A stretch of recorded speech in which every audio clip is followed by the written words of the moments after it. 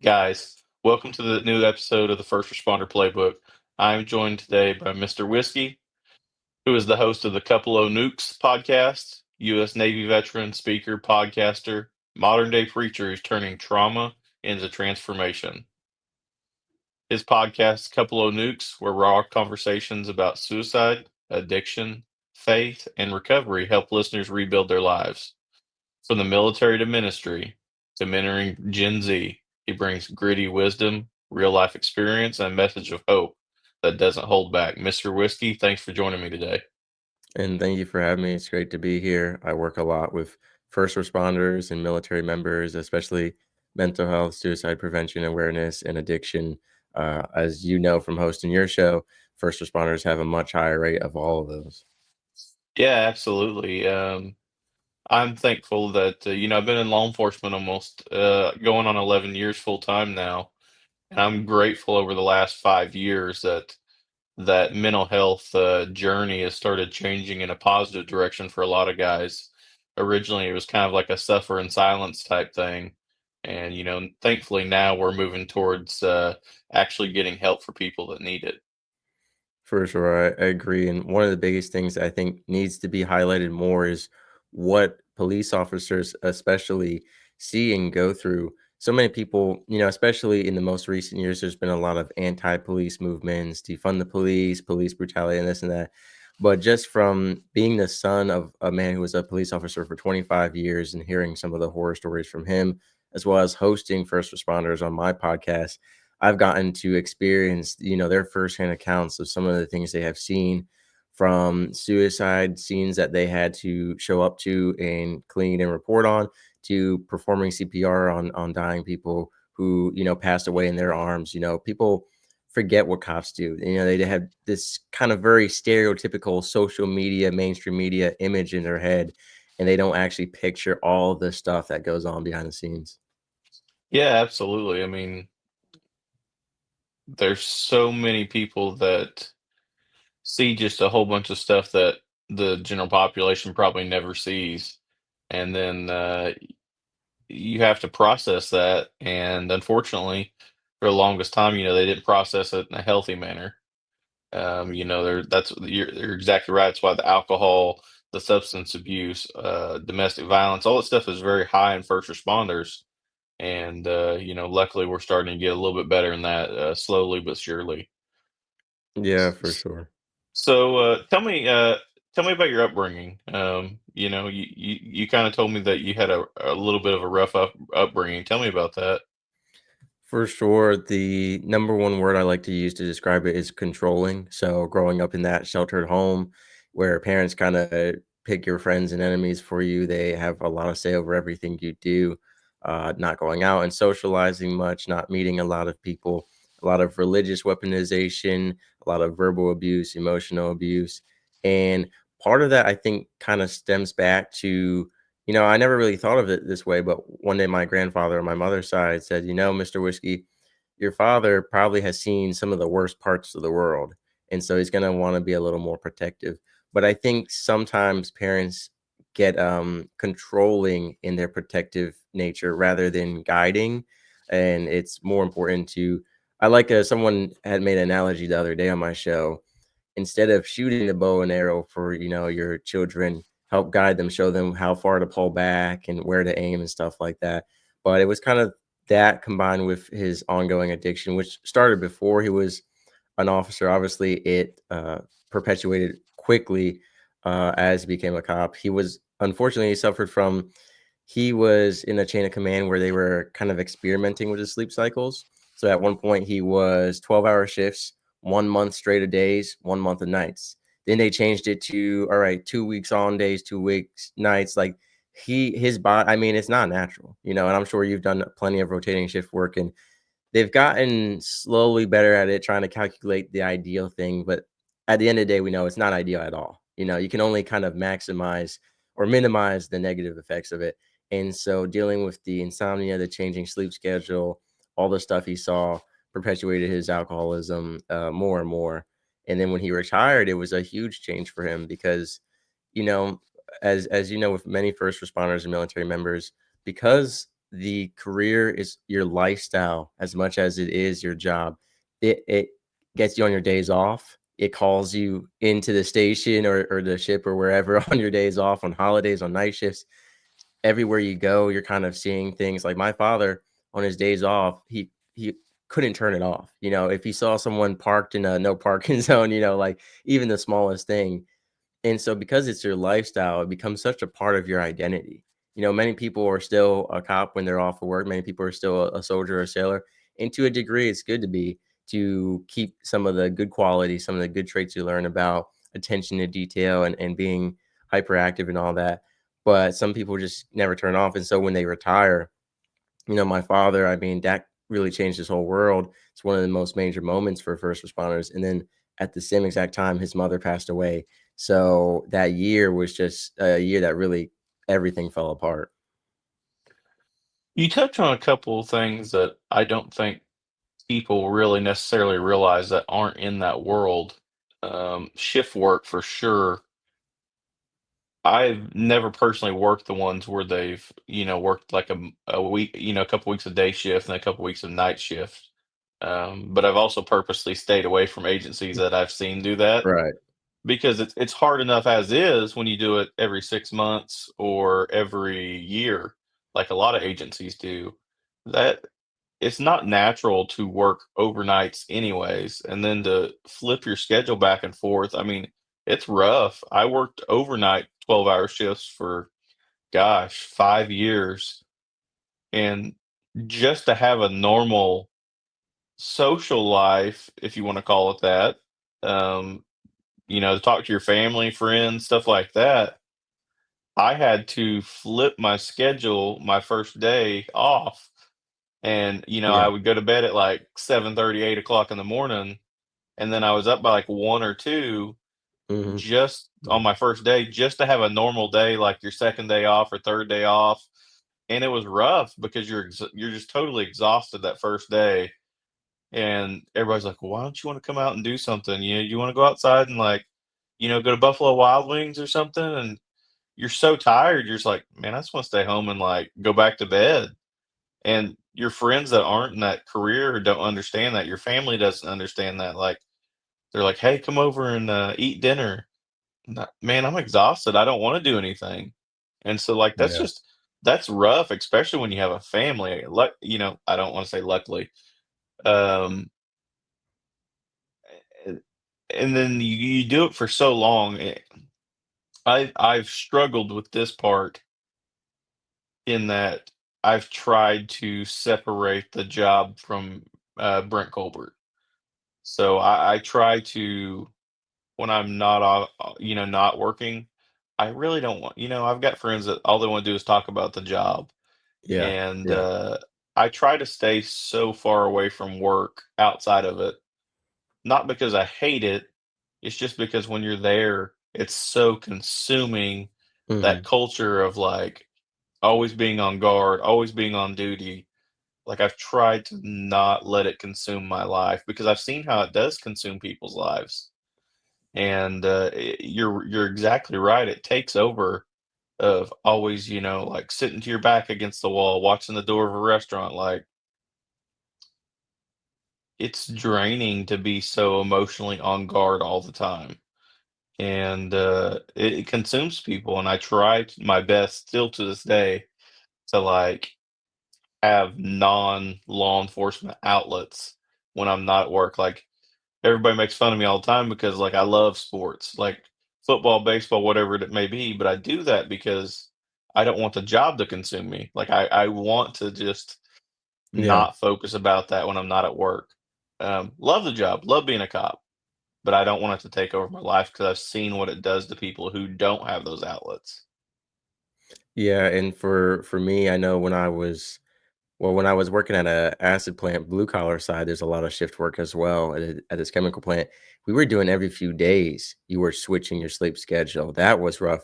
And then when I was in the Navy working on a moored submarine, we also did it. We had 3 rotations. So it was 8 to 2000 day shift, and then you would go to noon to midnight swing shift, and then midnights, which would be, like 2000 to 8 a.m. about relatively.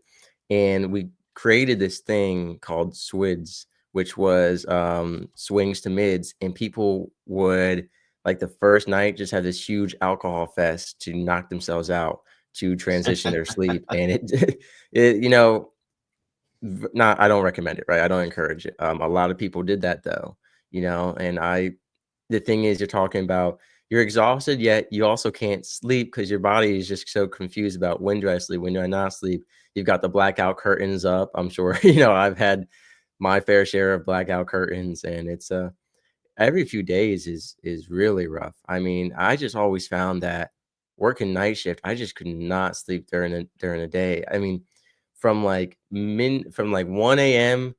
to 5 a.m., that final stretch, that was when I was just like about to pass out. And then I would get home and like I'm awake again. It's daytime. And it's just like, where did all that sleepiness go? Because it's not here now that I need it.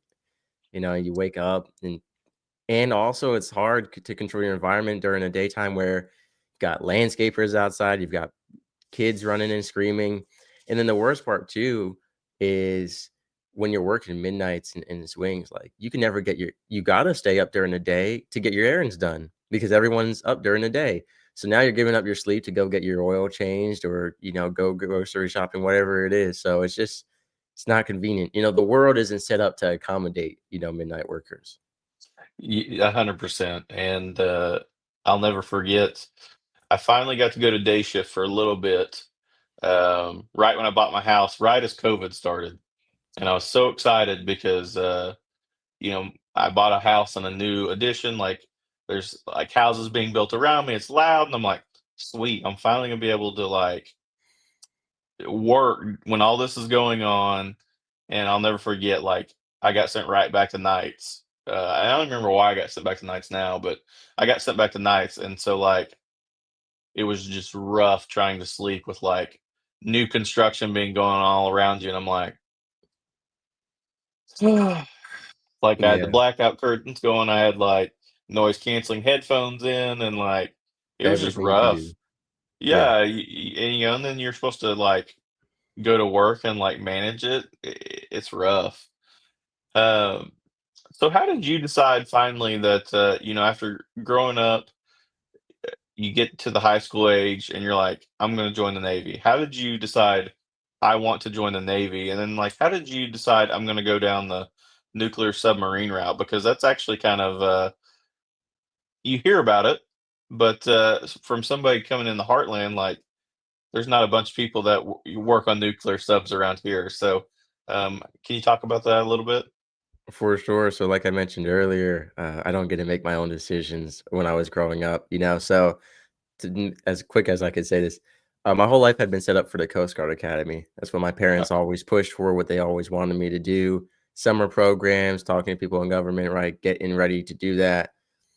But it was their dream. And a lot of times, and most people know this now, that if you try to force your dream onto your children, they end up really resenting it. You want your kids to do something because instill in them a curiosity for it or a passion for it. But the way my parents went about it was so controlling and so this, like, and telling me this is what you want. Why are you gonna tell me what I want? And eventually I got a job as an ice cream salesman on the beach, and everyone was asking, hey son, what are you doing are you saving up money for college while you're working a job, trying to get a car? I said, no, I'm going to the Coast Guard Academy. Funny enough, that job too, my mom just I came home one day, my mom was like, "I got you a job. You start work tomorrow." It's like, so that everything has always been, her control. And people were like, "Well, what do you want to do, Mr. Whiskey?" I said, "Me? I have a choice. I didn't know that. Thank you." And I said, "I'd like to be an entrepreneur and a creator and definitely an author." And I was always really passionate about creating and working. Definitely wanted to own my own restaurant or business. And, they convinced me eventually. They said, well, if that's what you want to do that. Don't go to the Coast Guard Academy just because your parents are telling you, you're a kid now. But once you turn 18 and you graduate, it's really your life. And you don't want to look back and regret, living a life that wasn't yours. And so I decided to not go to the Coast Guard Academy, walked away from that opportunity. And then COVID hit right as I was graduating. And I didn't even complete my senior year in the terms of they said, "We're taking a 2-week break," and then we never came back, Wow. diplomas in the mail. So, it was, like, right when COVID first hit and everything went to chaos, and so the working world kinda shut down, and so that route kinda closed, and college was an option for me because my parents had never educated me on it. I had this totally misconceived notion about what college was, and I talked about going to community college and then transferring over once I figured things out. And my parents said no. Specifically, my dad said, community college is for minorities and bums, and no son of mine will go there. And so that was closed. And so eventually they pressured me into military again. Went Air Force the day before I shipped out to MEPS to get everything done. They changed the job on me that I wanted. So I was going for photojournalism. Oh, we can't get you that. They said they could, guaranteed, but, they changed their verbiage at the end, said, "No, no, I said I could try and get you that. I never said guaranteed," and, pulled the rug from under me and said, "You're gonna be a cryptolinguist. You're gonna learn another language, and then you're gonna spy and translate and spend, like, at some point, he mentioned spending 14 hours in a plane. I said, "I've never been in a plane in my life, and I'm not starting with 14 hours." Throw me in the deep end of the pool there, so I looked at the other jobs in the Air Force because I said, well, there's a lot of things: pest control, mailman, construction, store clerk, everything civilian side. There was a military version of it. I said, honestly, why don't I just get an easy job? My parents were hated that idea because of their pride, but for me, it was like I still get medical, dental, food, housing. Like, who cares what job I do? Honestly, I wasn't like, I respected war heroes, but I didn't feel the need to be one. And then my parents were like, "Nope, no son of ours is doing anything other than that top cryptolinguist job because, you're a whiskey and our pride." And it was always about them, never me. And so I walked away from the Air Force because of that whole changing last minute. But the thing with COVID was getting worse and worse. And so I ended up going to a Navy recruiting office. Had a terrible experience. It was gray, dimly lit. Everyone hated their lives and everyone was a jerk. And I was like, they convinced me to never join any military branch. My mom was like, no, no, no, no. Maybe you caught them on a bad day. Takes me to a different recruiting office, which isn't even allowed because they had started paperwork with me, and they were sunny, bright lights. "Hey, come in, watch Netflix, have some pizza. Let me tell you about all these fun stories. Let me leave out everything else." And, they convinced my mom. She loved it. So, at 17, my parents forced me to join the Navy, so to speak, and I was going for photojournalism, once again, mass communications. I wanted to do that. They said, "Nope." So I was going for underwater welding, and then they said, "Well, we looked at your ASVAB scores. We'd really like you to be a nuclear operator. It's the hardest job, the worst job. You'll hate your life, but it's the most benefits." And I said to myself, "Well, I already don't want to be here.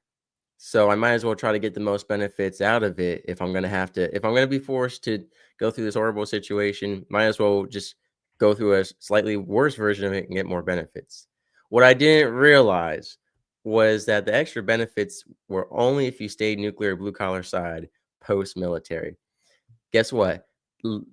A higher ranking mailman in the Navy got paid more than a nuclear operator. That's just how it works. It's based off of Wow. rank, and all the benefits are the same, whether you're a veteran who served XYZ years or ABC years, or whether you were a construction man or a torpedo dude, you still got medical, dental, food, housing, right? So it just, at the end of the day, yes, there was a bonus for being a nuclear operator, ways to rank up faster, great resume. But, I didn't wanna stay nuclear side post-military, and so I kinda got swindled, and that led to my journey into the Navy. And the submarine was part of, the training that all nuclear operators go through. I ended up on an aircraft carrier because I didn't wanna go sub. I almost changed my mind after working on the live submarine for training. I said, "I kinda like this." I liked it a lot, but not enough, not more than sunlight and fresh air. So So, did you go through basic during COVID? yes, and that was, I think my boot camp is a very unique one that, no one else can really say they went through as well, because the divisions after me had a different experience, the divisions before me, all throughout COVID. And for people who don't know, the military was still in the COVID quarantine months after the civilian world. So months after the civilian world lifted the mask, lifted all this stuff, all the mandates, military said, we need us to be the front line if anything happens. And if the civilian world is wrong, we'll be ready. That was the kind of idea that we gotta be extra precautious. And that's everything in the military is always even more precautious than we need to be. And that's a good thing. Now I hated it because I hated wearing a mask. Now I would have never worn one if the military didn't force me to. That's crazy that a crazy time to go through boot camp, you know? So did you guys have to enforce like all the distancing and Yes and you know? no. So that was the beauty of the confusion. You've got one RDC yelling 6 feet, and then you got another one yelling heel to toe, stand in line, right up against each other. So you got conflicting orders, and it's always, one RDC will come up to you and say, why are you staying 6 feet apart? Stand next to each other. Well, this RDC, well, I said so. And then that RDC will come over. Well, why aren't you standing 6 feet apart? Well, that guy said, well, I told you to do this, right? Why are you listening to him? And it just became a lot of things that normally you go through boot camp, I didn't go through because of the requirements. So, like the going through the gas chamber, we did some parts of it, but not all of it because of COVID. And I don't know, some of it didn't make sense. Some of the firefighting stuff we didn't do. It was also a scary time to go through boot camp in the sense that anyone who had any symptoms, the slightest cough, you got set back into a 2-week quarantine in boot camp. So basically, 2 extra weeks of boot camp. Not just you, but anyone within one rack of you. So every time one person had a symptom, all 6 people got quarantined. So my division started with almost 100 people. We were down to like 20 at some point because they were just quarantining. And the quarantine was you're in boot camp, no TV, no phone. You're sitting in this little space, dimly lit. You've got a book about naval history and commands. You've got people patrolling in uniform yelling at you. You get this little bag lunch. It's like a piece of white bread with one slice of ham and mayonnaise. Like the quarantine food was terrible, terrible because they weren't allowed to go to the galley. You had to get these bag meals, and they needed hundreds on hundreds of them. Oh, it was just terrible. The only thing nice that people said was that the military always were the first people to get toilet paper. So So did yours get extended? no, luckily that was the biggest fear. So I had to quarantine the first 2 weeks of boot camp. Everyone did to get there, then go through boot camp, and then I had like a few days to wait to ship out to where I was, and luckily, no. It got to the point where my RDC was so tired of losing people that if you were in the rack next to someone who quote had symptoms, almost none of these people were actually sick. He would say, "Were you sleeping facing them or facing away?" He arranged the bed so now everyone was facing away from each other, so they didn't. He never breathed in his face, like because my RDC was sick of it. Because I mean, you have these some recruits were there for months, months. And then you had people who this is just how evil people are. People who would fake symptoms just to like get out of doing some job. Like we had a guy, he was put in charge of doing our laundry. 5 minutes later, I have COVID, I have corona, disappears, takes 6 other people with him. And all because he didn't want to do laundry that day. Now you have 2 more weeks of boot camp. I could never ever want to do that. Why would you want to be in boot camp any longer than you already have to be? But some people said, hey, boot camp time counts as service time. So if I just keep getting into quarantine, I can cut time off of my contract that I actually have to serve. I mean, it was a crazy time. That's wild. Um, so you finish that up, you go through your advanced training, not really necessarily what you wanted. Looking back on it, did you enjoy what you ended up doing? Because over the long term, you're kind of doing content creation and stuff on your own Yeah, yeah. now, and we'll get Everything to lined that. up. But do you look back positively on your time in the military? There was a pivot point. The first part of training A school, first 6 months, I hated it. I did not want to be there. I hated everything about it. There was a pivot point where I kinda got a little I got the bug, so to speak, the Navy spirit, the lone sailor vibe, and I started studying and getting higher grades and being huya, and what I experienced is if you hate the military, You're called a dirtbag, a scumbag. Everyone gives you a hard time. You hate your life. If you love the military, now everyone else who hates the military hates you. So you can never win. You can never win. The reason I lost it is because I got so infected with the Navy spirit that I was trying for this certain promotion. I worked 16 hours a day. So I was working 4 extra hours, giving the Navy 4 extra hours a day for no extra pay, nothing, right? But helping people stay in a nuke program who were going to get kicked out. I stayed behind to tutor them, to help them get the training and qualifications they needed. I had 8 letters of recommendation for this promotion. Everyone told me it was guaranteed. A captain told me to my face that he would sign the paperwork. It was guaranteed. When it came down to it, they gave my gave it away to someone, quote, for diversity. So they gave someone who was Filipino because, quote, we didn't have enough Asian instructors, the promotion. And then they, quote, didn't have room for me, even though we were so understaffed that they had to involuntarily promote for over 40 people who did not want the position to be a nuclear instructor.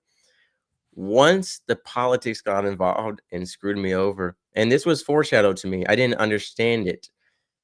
I asked a guy who had been promoted to the promotion I was chasing, like, "How did you do it? I'm trying really hard. I'm working 16 hours a day." And when you work 16 hours a day, I went home, I slept, I had nightmares about being on the submarine because I had just been on it for 16 hours and it wouldn't leave my mind. Then I would wake up and go there, barely ate, barely slept. I asked him what more I could do, and he said, "Have you ever seen another Indian in the nuclear Navy?" I said, "No, sir. You're the only one I've met." He goes, "I was told I met a special billet, and that's how I was promoted." And in my head, I said, "Okay, so I mean, some of the people here are getting promoted for diversity. That doesn't really affect me." I never said to myself, "They're taking spots from you," because I figured that's an extra billet. I figured they said, "Well, they must have put an extra spot to the side." They didn't. So after that, I really stopped caring, and, I just really began to hate the Navy again, and then there were so many issues with medical. I saw so many people being delivered injustice from leadership. I've listened to some episodes of your podcast on leadership and couldn't agree more with the military. One of the biggest issues that I always talk about on my show is the leadership. From the Vietnam veterans to 9/11 era to when I recently got out, all the same complaints about leadership. We're slowly seeing some changes, but it's taken a very long time. It's going to take a very long time. And I just saw so many people screwed over by Navy medical, by their chains of command. I saw people in charge who hated their lives and took it out on us. And I said, I'm leaving. I gave extra time and got nothing in return, but basically told to go F myself, as the Navy would say respectfully.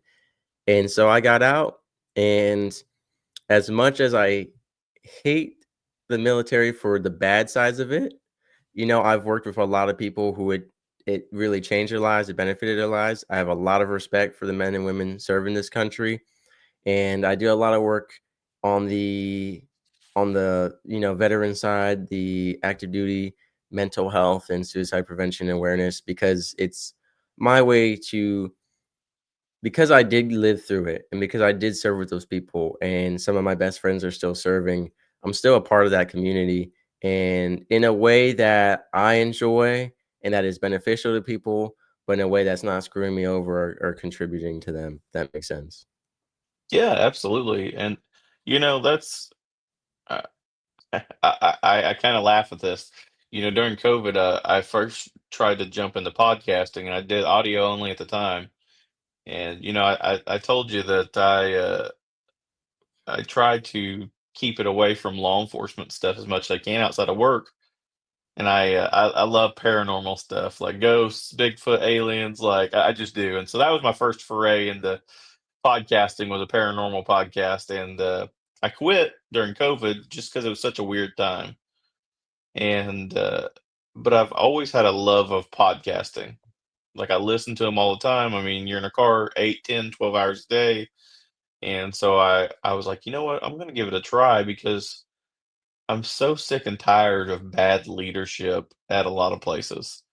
Mhm. And I was like, why not do a first responder theme podcast over leadership training, share other people's stories because that's an outlet to get new ideas out there into the community because you're exactly right. First responders, military, there's a lot of bad leadership.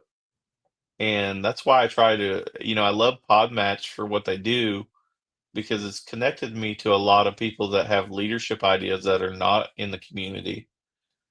Um, because why would we continue to promote those bad things of leadership styles that they've always done? And if these people that are not in the community have new ideas and new ways of doing things, like that's my small way of sharing their message to help change things.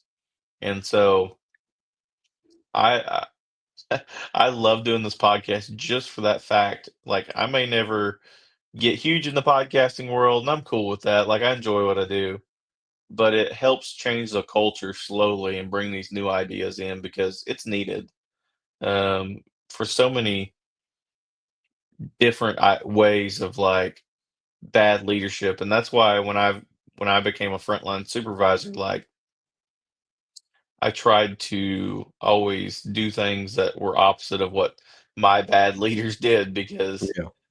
it was just brutal. And like I had a supervisor one time that like a Marine Corps vet that like he never, I don't think, processed his issues from the military, and he just took it out on people that he worked with because he never took care of his issues. And I never want to go down that route. I don't like ever wish bad on the guy or anything like that. But like we were just like oil and water at work, and and so I tried to just do things the exact opposite the way he did. So here I am, and I enjoy it, and Yeah. we're gonna keep doing the good fight. Yeah. Well, So I'll tell you one thing I'll never forget from the leadership example. I had a master chief say to me, "I don't have to justify myself. I wear an anchor with 2 stars. I can do what I want." Like, basically, my way is right. Justice is justified by rank, which is not true at all, right? I think there are ways to hold leadership accountable, but there's a lot of red tape. There's a lot of people protecting their own that happens, especially up in leadership, you know. So it's very difficult, especially for new people coming into an environment that is so already cemented in ways that are toxic or poor leadership. But the idea that, that would be like a sheriff saying, "Well, I wear this badge, so whatever I do is right." It's and I listened to your episode where we talked about, the power that corrupts, yep, and so that's what a lot of leaders go through, and there's a difference between I like your guest said, like, misuse of power and abuse of power, 2 very different things, and a lot of times, unfortunately, there are people who are intentionally abusing their power. A lot of times the a lot of times it comes down to laziness. In the military, there's a lot of tasking off stuff you don't wanna do to other people below you, and that just comes down to laziness and just, a rank doesn't justify not doing your job and doesn't justify exactly. that your personal beliefs, are what need to now be enforced, and there's a lot of things that get ignored in the military that, if the UCMJ was actually held to a standard and different things, the actual naval guidelines for sleep and for health and for fitness, that a lot of these places would be shut down. I'm sure same with and I'm sure law enforcement has guidelines by the government or the state or wherever of what your work conditions are supposed to be, and I'm sure they're not being met. Yep, absolutely.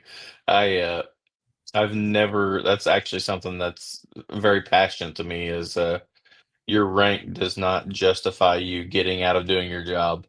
And to this day, like I mean, there's some guys that I love to death, but like they let those you know sergeant chevrons get to them, and they're like, I'm so busy doing this. I'm like, dude, you still got a job to do, and I'm with you on that 100%. So you get out of the military. How did you finally realize your passion of finally getting to do content creation? You know, starting a podcast, going down that journey, because that's where you originally wanted to be, and now you're here. Yeah, So how'd you yeah. get there? Full circle moment, glory to God that I think I always said at some point to myself, I said, I feel like God took me through the nuclear program not to be a nuke, but to experience certain things and meet certain people to do what I do now. I mean, that's where this all originated, a couple of nukes. I was listening to podcasts. I was driving about 16 hours a weekend, a few times a month. And so, like you said, I mean, you can listen to music for only how many hours? You kind of Yeah. get bored of it. You start drifting off. So I started listening to podcasts, comedy podcasts, and they had life advice mixed in, and nuclear operators are a very small percentage of a very small percentage of people who can join the military, especially the ones who actually make it out to the fleet because of the high suicide and dropout rate.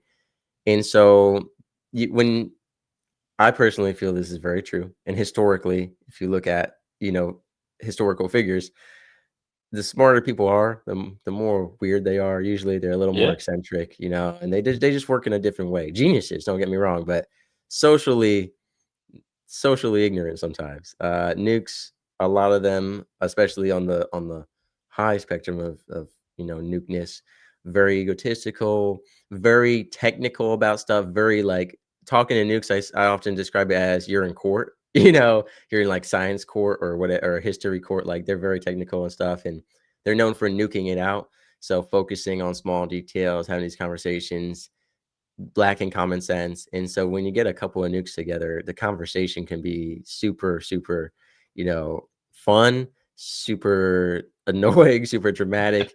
And I was sitting down and we were having one of those conversations, and I said, wow, look at us, a couple of nukes talking, and like, I want to show this with the world, and at the same time highlight this suicide rate that is so high. We had 1 to 3 suicides a month at one point at our base, so highlighting the issues, but also sharing the comedy and beauty of the nuclear community, and helping nukes who are brand new and have been in, as well as just, military in general. But I always jokingly call the show Just a Nuke because it's just me.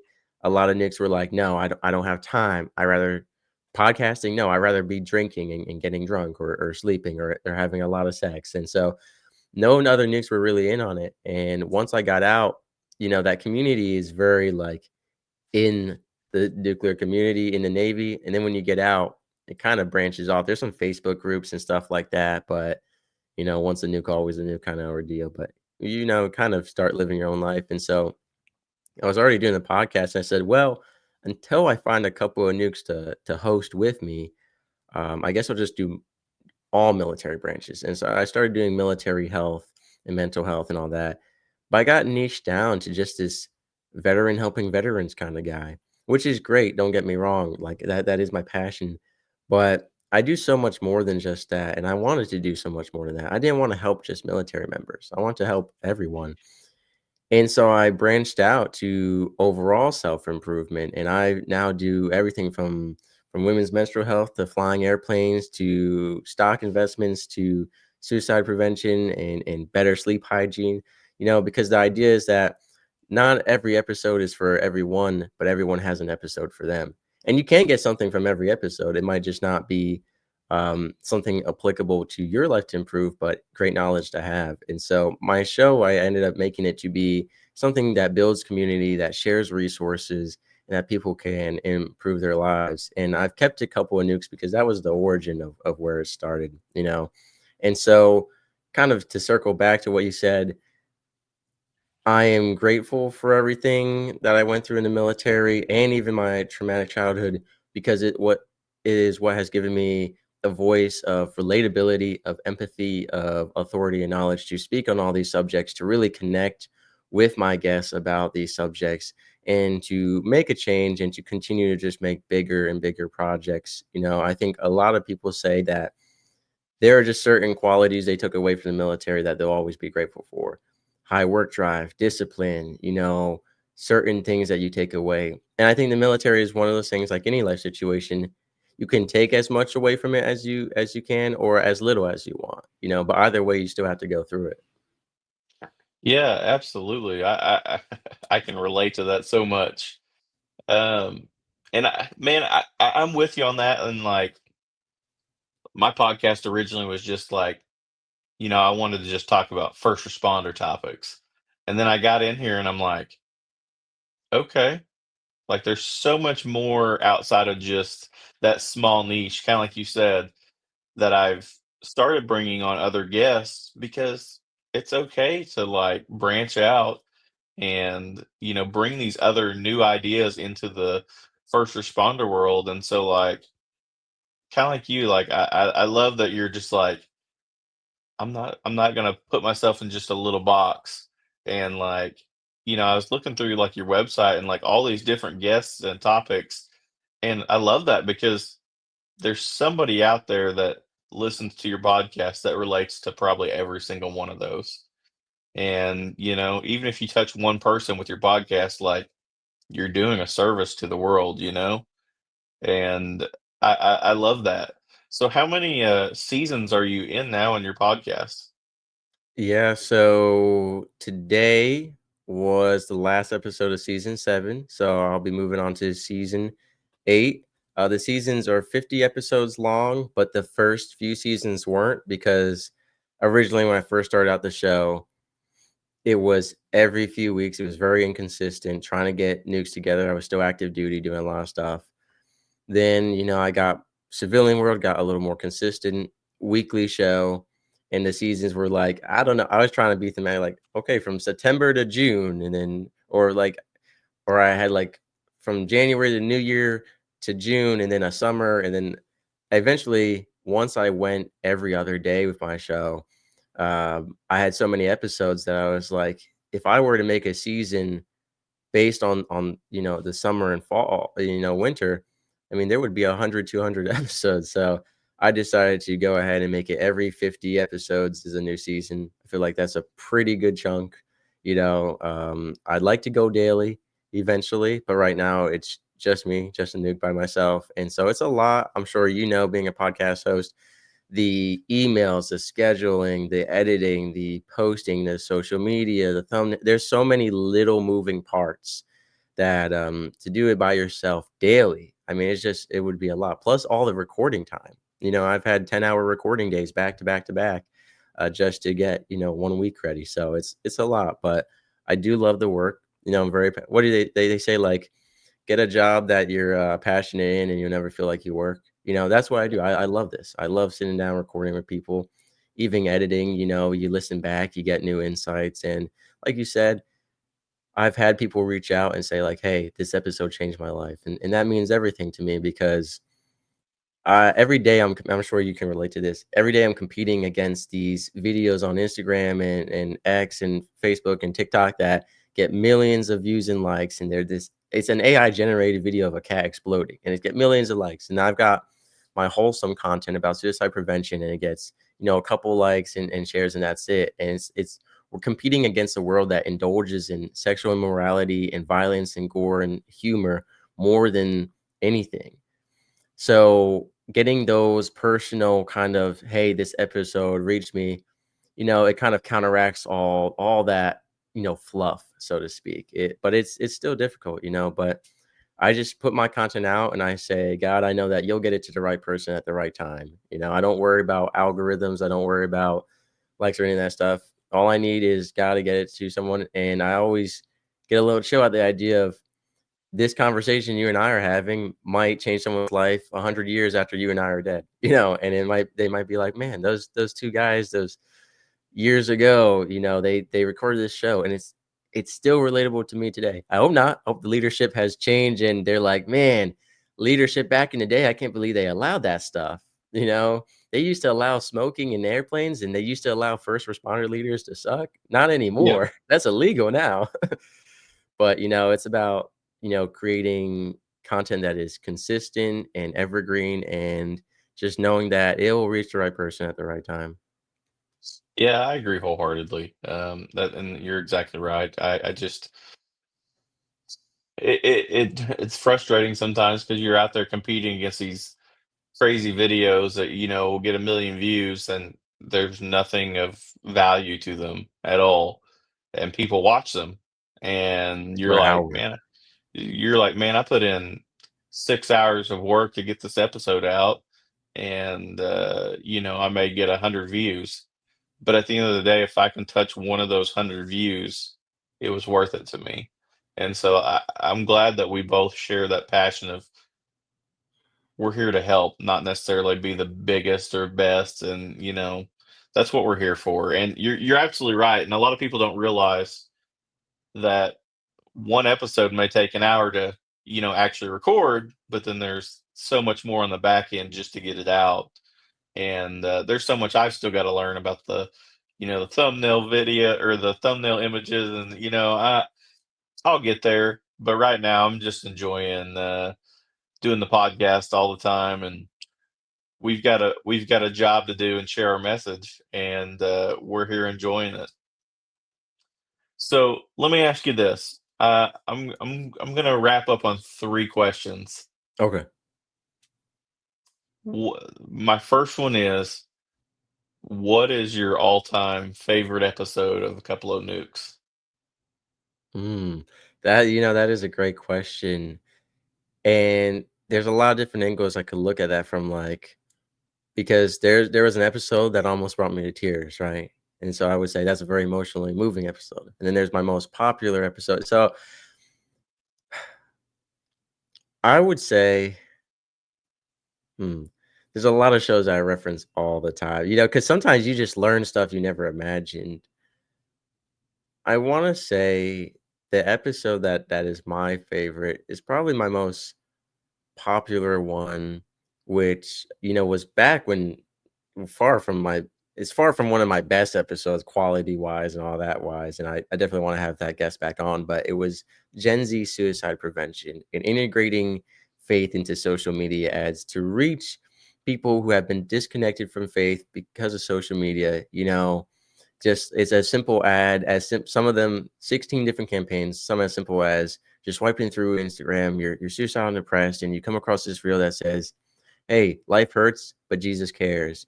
Click to learn more, and it's a suicide prevention line and stuff like that. So I have to say that is my number one most popular episode. There was a point in time where every day someone was listening to it, and I really hope that people took something away from that. I mean, and I just when I posted about the season 7 finale this morning, which was just a regular episode. Um, I said, what's so amazing is not only that these 50 new guests that were on the show, but some of them are collaborators and friends that I talk to every day. Podcasting is a form of community building, as I mentioned. And so sometimes it's not even the episode's content itself, but the person behind the episode that is really what touches me more than anything. I agree wholeheartedly. I love that. I love that there's a struggle that you're like, I've had so many good guests that you're like, Yeah. which one do I choose? Because that means you're doing the right thing. Yeah. So, two more. Somebody looking to join the military. What is something, a sage word of advice you can give them when they join the military? A guest who was on my show, I believe it was Peter Gunn, in fact, he said, I asked him, "Why did you join the Air Force?" He said, "Well, I was smart about it. I went to the VA hospital and I interviewed all the, veterans there. I said, if you had to do the military again, starting from when you first enlisted, what would you do differently?" And every Marine, Navy guy, and Army guy said, "I would have joined the Air Force." So he joined the Air Force. And so, my thing is, in on a similar sense, I believe it was Rob Wheeler, Coach Rob said, if you don't go talk to veterans, bring one or someone who actually knows the service with you to the recruiting office. Now you can do either or both, but I think getting that real experience because look, I'm not saying recruiters are bad people, right? They have a job to do. They're salespeople, and I have met some really honest recruiters. I've met some really, really bad recruiters who just told terrible lies, and withholding the truth and telling lies are two different things. The actual lie telling, I've seen some recruiters post confession videos like, "This is how I got so many people to join this division. I promised them that they could cross rate into Navy SEALs or Special Forces, and that was a total lie. And they could never find me." But talking to people and getting the real story, whether and maybe it's listening to podcasts, listening to episodes like this. But I think going to the VA hospital or an American Legion and talking to some of the veterans and talk to a variety of them, get the good and the bad, and then weigh your options. The thing that I regret not doing is letting my parents bully me into when I was in that research phase. Because I went to do it. Look at the different jobs in the Air Force, look at the different jobs in the Army. Like, don't just settle. Find a job that you like. Again, all the military benefits will follow. So find the job that you would actually like doing if it was the worst case scenario. I've had a couple chefs on my show who regretted becoming a chef in the Navy because it killed their passion for it. So I would also caution you, the military version of whatever you love to do is going to be different, and it may kill your passion for it. So when you're researching those jobs, really, really think about it, and don't focus too much on the post transition. So many people pick a job because of this this misleading expectation of how it'll affect their civilian career. When in reality, sometimes it's just like, hey, you were in the military, cool, X, Y, Z. Sometimes it doesn't matter. So unless it's something very, very specialized, then think about it. And don't get too specialized and then you realize, "Oh shoot, now this is all I can do. Now I'm flipping burgers, I'm back to square one." So I think that research phase, from looking at the jobs on their websites to talking to actual veterans and active duty, do your research. Don't just show up to a recruiting office, say, "I'm changing my life today. I want to be a Marine." You know what happened to people on my show? They said that and they ended up in a rice paddy in Vietnam and said, I changed my mind. Don't just give me any job. I've had a lot of guys on my show. Give me whatever job, recruiter, you pick. Roulette. Do not play recruiter roulette. You will lose. You will lose recruiter roulette. I love that, and you're absolutely right that don't pigeonhole yourself into like because I mean you're right. You'll let's just I'm just gonna pick something random, but like if somebody was like, "Hey, I'm military police," um, and then they get out and they think, "Well, all I can do is be a police officer." Don't limit yourself just to like say, "Hey, well, that's all I can do. That's all I know." Um, Continually be a professional and keep learning, and like don't let that define you. Like 100%. if you were a military policeman and you want to go be a chef, like go get that culinary training when you get out and go be a chef. Like chase your dreams, not what the government tells you that you can do. Yeah. And learn Um, stuff while you're in to set yourself up. Like the military offers a lot of programs for active duty guys to like from skill bridge to online classes, whatever it is, like just because you're doing, like you said, if you're a military cop, don't hesitate to take military courses for other professions or interests. Like you can start working on your resume now. The Navy's not, or whatever branch isn't going to slap you on the wrist saying, "Hey, why are you taking a course in culinary? You should be taking a course in security and reenlist." They're going to tell you that because they want you to reenlist and be qualified, but set up, like, don't let them pressure you. yeah, wholeheartedly agree. So now that you're doing your passion, what would you give new content creators, podcasters? What's your one piece of advice to them? Mm. Whew. There's oh man, there's so much advice. I'm so passionate about podcasting, and I'm one of those guys. I read the stats every day, the new numbers and stuff like that. I find it very interesting, to read the stats. But I would say I think just put yourself first is what I would say. And what I mean is, I've personally experienced a lot of people have tried to give me their professional advice by trying to niche me or brand me or do X, Y, Z. I'm not a brand, I'm a person. Yes, I have a business and a brand, but at the end of the day, I come first in the sense that I will post what I want, I will do what I want, take actual feedback and criticism, but don't take opinions. There's a big difference, and it's really hard when you're content creating to kind of differentiate those. Like I'll give you an example. Like everything I do, people are against. So my show is for everyone. They say don't do that. They say niche down. They say, hey, sometimes you post stuff that isn't cowboy or oceanic. Yeah, because that's not all my life is consisted to. I don't just post my thumbnails or clips of my episodes only. I post about other stuff too, you know? And I think like I have comments disabled on my YouTube and my Instagram, except for people who actually follow me. People say, well, you're really killing your growth and algorithm this, algorithm that.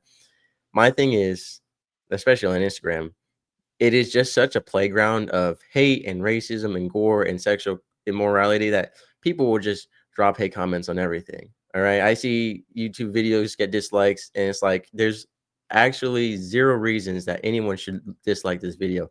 And obviously that sounds biased because I made it, but sometimes it's just like a clip about like, here's this wholesome piece of advice to do XYZ. What reason would you have to dislike it, right? People just hate to hate, right? Everyone has opinions. And my thing is I want to minimize spreading sinful behavior. So I have my comment sections off because why should I give these people a platform? People say, well, what if good people want to reach you? Good people will take the extra step to email me or go to my website and find the ways to contact me, or they'll follow me and then comment. People who spread hate, they're pretty lazy people unless they're really dedicated to it. So if they can't comment, they'll just keep swiping. They're not going to find a way to try it because they want publicity. They're not going to Yeah. email me privately because that doesn't get them any reaction. And so a lot of people would be against that. They say bring the hate because the hate brings more attraction and more content. But think, do you? So many people will say, well, you should frame this episode or write this book this way to appeal to more people. I don't chase after people. I make what I like, and it'll attract the right people, and it'll get to the right people. So I say put yourself first. People are going to try to box you down and label you certain ways.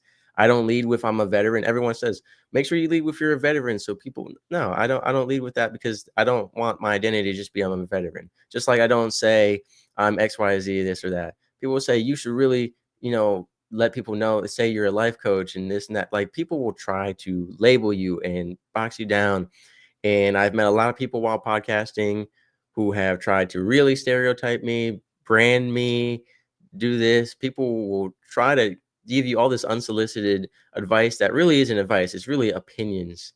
So I think make your content for you first and the rest will follow. I love that. Unpopular opinion. No, no, I actually I love that 100%. So, where can everybody uh tell them about your website? Where can they get in contact with you at, and where can they listen to the show? For sure. So coupleonukes.com. I always put that forward because you can find my show on a variety of different platforms. All my website links to Apple Podcasts or YouTube. But what I love about my website compared to listening platforms, I have it organized. So my episodes are categorized. So, like I said, you don't have to spend time scrolling through 200 episodes. You could say, hey, Vietnam War stories. You could say, hey, women's health, men's mental health, suicide prevention, addiction recovery, unique stories, comedy. I really like organizing it because the idea is I want everything to be as easy as possible for people to change their lives. And I put forward my website, even if you don't listen to my show, I have every guest that's ever been on the show and every show I've ever been on there and all their resources, their websites. So again, the idea is that my website is a resource hub. So you can listen to the episode, you can find books, courses, discounted programs from guests, their content. And I always put that forward. So coupleonukes.com, that's nukes, Nukes. And that has all my contact information as well. So if you want a guest on the show, you want to connect me with someone, you have questions or topic you want covered. And then I also have some books and some other stuff, events, and just different ways to connect with people. So you mentioned in the very beginning of the episode, I also do preaching and comedy and writing, speaking. All of that is the same as the podcasting, just different mediums to reach people. Some people need a more humorous approach. Some people need a more spiritual approach. Some people need something more grounded in the military. That's why like I personally don't curse, but there are some content creators that they curse like a sailor, so to speak. And some people that's what they're receptive to. They need to be cursed at and yelled at. I'm not that person.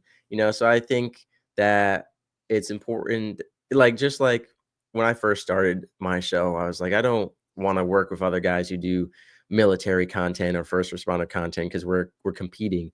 But then I quickly dropped that mentality and came to realization. We're all here to help people, if a person connects with Mr. Colbert better than Mr. Whiskey, then go enjoy his content. Like at the end of the day, it's about you. It's not about me. And I think that's an important mentality to keep too. But some people get they turn their podcast into too much of a business. It's okay to make money off your podcast and content creation, enjoy what you do. But some people get so business that they kind of lose the whole original purpose and passion of helping people. Yeah, and that's actually something I really want to touch on real quick is my flavor of podcast may not be for everybody. Yeah. Yours may not be either. Um, but why would we not celebrate each other and try to say, "Hey, check it out. You may fall in love with the Couple O Nukes podcast and like every episode, and like we're not competing against each other. We're here to celebrate each other and I want my buddies to succeed. Like same thing in law enforcement. Like, if we go arrest a guy with 6 felony warrants, like I want to celebrate my buddy doing that. And like then, when I go out there and arrest somebody with 7 felony warrants, like they're like, "Hey man, you did great." Like we're not here to compete against each other. We're here to celebrate and like do good things. And so same thing with podcasting. Like if somebody likes your podcast better than mine, rock on. Like enjoy it. And I'm glad I'm helped making those connections with those people. People need to realize that at the end of the day, like who cares? Like we're not here to compete. Like we're here to spread messages and to help other people. And so like, yeah, I'm with you on that. Like wholeheartedly, 100%. Like, It's because social media and mainstream just sets everything up as a popularity competition, a day and age of celebrity and celebritization. And that's not what it's about. But people are getting so caught up on that. And I mean, I feel pity for them almost in the sense that, you look at some of these toddlers who are being given an iPad and they're basically being raised that more likes is more power, more shares is more power. I mean, they're basically being told you want to grow up to be a celebrity rather than a philanthropist or someone who helps people. We put forward celebrities instead of what if we gave our children a book and said, look at this man, Jesus Christ, look at all he did, and he wasn't a celebrity in the sense that, yeah, a lot of people loved him, but there was a lot of people who tried to tear him down, but instead we put up all these celebrities in Hollywood and on social media, and a lot of them are also doing terrible things that they get away with just because of popularity and money.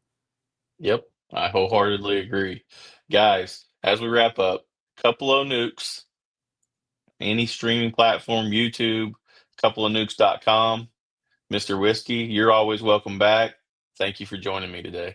Thank you for having me.